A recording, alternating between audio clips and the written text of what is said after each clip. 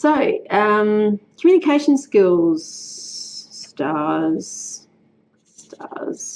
running out of space.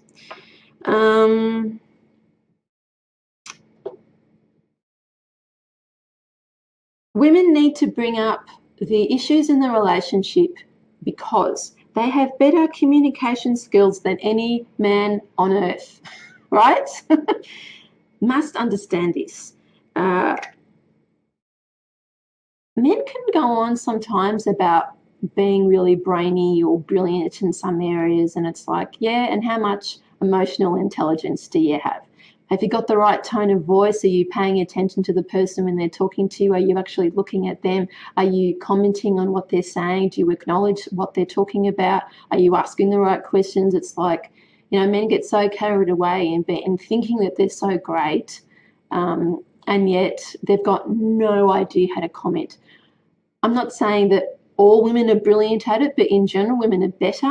And this is the reason why it's not the woman's responsibility to bring up issues in a relationship, but it's something that can help the woman reduce her frustration if she understands that he can't do this because his communication skills are 1 out of 10, right? And a woman's communication skills are 9 out of 10. This is the issue here, right? Now, there can be some really nice guys who they've got heaps of great qualities in other areas, but they still don't say the right things at the right time, in the right quantities, what have you. And she's just sort of left to go, well, what? Again, what did I do wrong? Or did I say something to offend him or whatever? And he's just over here in his little world where he doesn't know how to speak the language suddenly. Oh, I haven't got the right words. I don't even know what words. I can't talk to her because he doesn't have this. He doesn't have communication skills.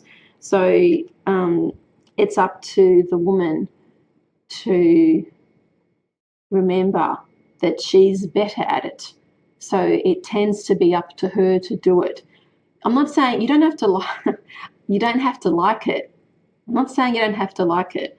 You don't have to, you don't have to make yourself like it. Like it's not something that I'm not telling you to deny yourself. I'm not saying yes, you should suppress your frustration because it's your job to instigate the issues. I'm not saying that.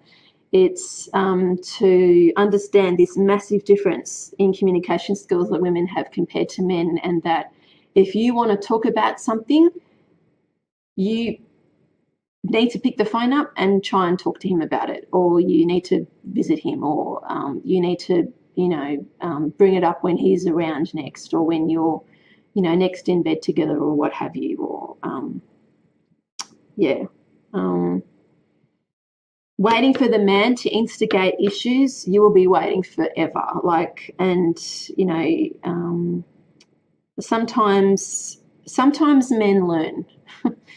Sometimes, rarely, but there are some who, if you say to them on a repetitive basis, look, I'm not happy in this area and you really need to change it, and I'm feeling really alone and really sad, and I don't know how I feel about you or this relationship anymore. And sometimes after asking enough times, so you might have to ask 3 times on day 1, and then 5 times on day 30, and then day 53 you might have to ask 9 times about, I need help, I need you to do this, I need you to support me, and what have you. And sometimes he'll get it, but he won't remember.